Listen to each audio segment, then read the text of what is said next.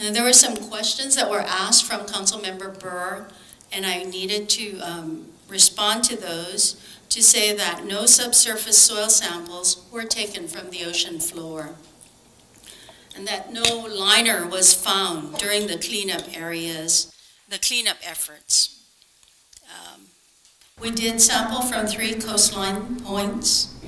We sampled daily from January 13th through the 18th. And then from January 19th to the 23rd, we only sampled at 2 points daily since there was no flow from the 3rd. The last coastline bacteriological sampling was January 23rd. Sampling was done for Enterococcus and C. perfringens. I'm not a that kind of person. I think it's a Gary Gill as to why. I have no idea.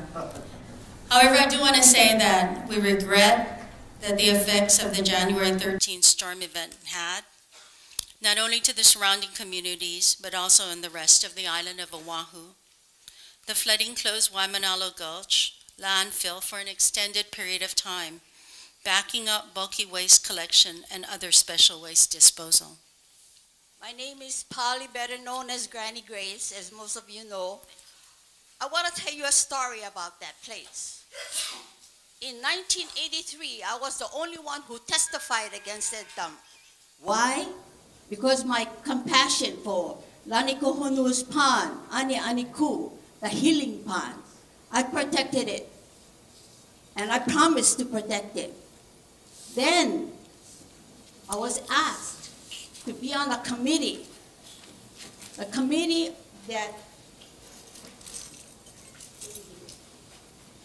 the mayor assigned to.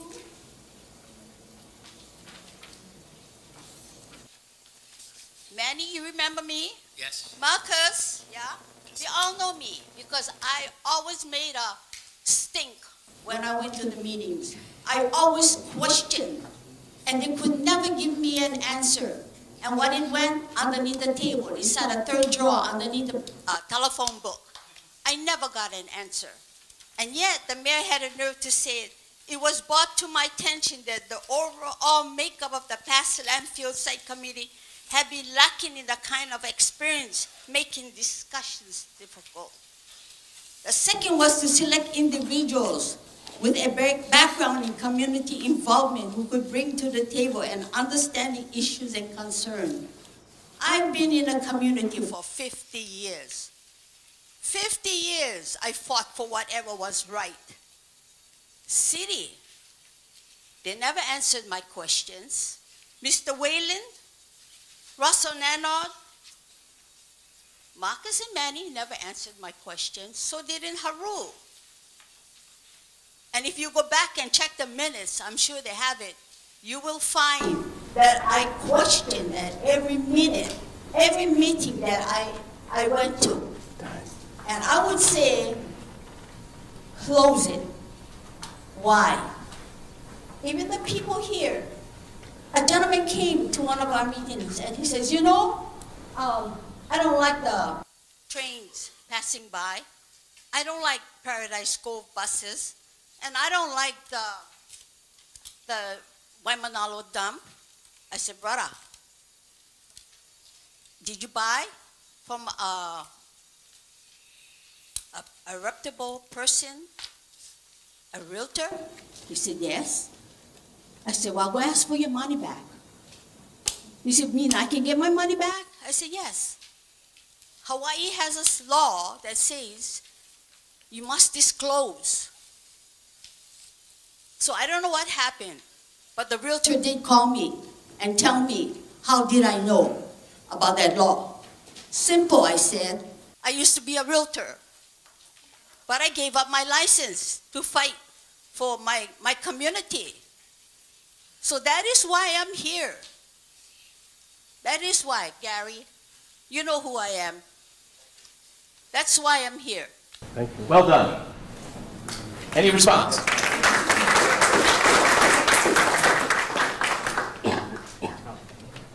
Any response? City, state? Anybody? Councilwoman? Please. We have a board member here. I have a question. Yep, fire away. My name is Jack Legal. I'm a member of the Kapolei Makakilo Honokai Hale Neighborhood Board. Before I came to the meeting, I Googled this issue about Waimanalo Gulch, and it took me to 2006. And Mr. Gill, in your opening statement, you said that one of the responsibilities of the state is to fine the Waimanalo Gulch, and you did. Waimanalo Gulch landfill hit with 2.8 million fine in 2006. And there were 18 violations at that time. And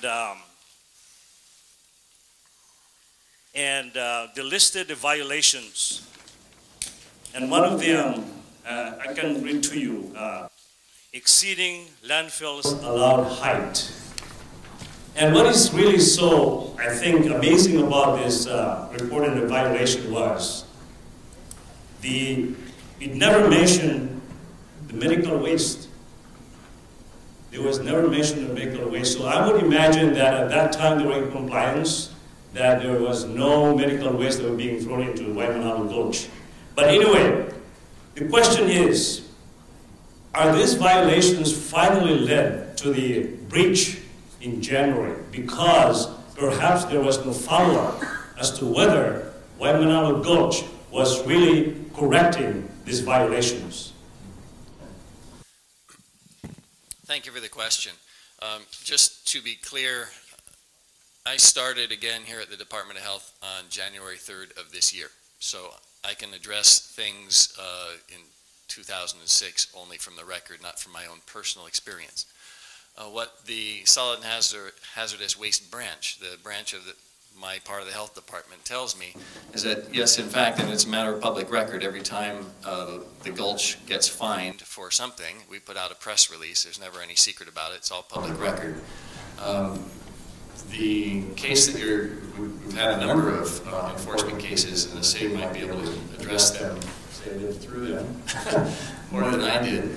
But in 2008, we had violations listed, and again in 2007, the DOH settles an enforcement case with the city. In 2006, I think this is the one you're talking about with the permit violations. In those cases, I think what we're talking about was one of the things that landfill needs to do is file their engineering drawings on how they're designing that landfill. And there are many complicated things, and I'm not an engineer, but the concerns are manyfold.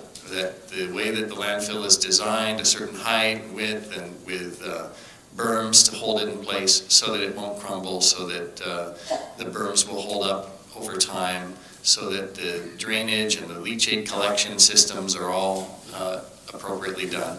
And I believe what happened in very simple terms is the city had a design that was approved, and then I think the design was changed, but the approval of that change never took place. And so they were designing it to a way that had not been approved. And that was the basis for that enforcement case.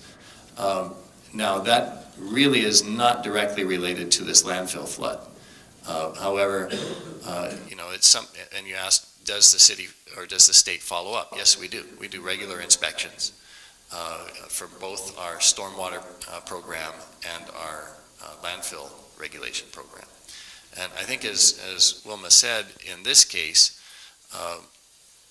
the landfill had been approved to expand, and they can tell you more about that than I can, with the back and forth between the Land Use Commission authorizing the landfill to operate for another year or another 2 years.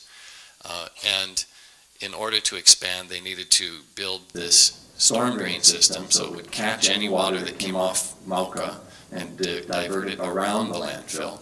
And that diversion system had not been completed at the time that the heavy rains came. And so that was the problem with the flood, not any of the previous violations that we had enforced against. And one point I want to make clear as well, I mean, you were guessing that there was no medical waste previously.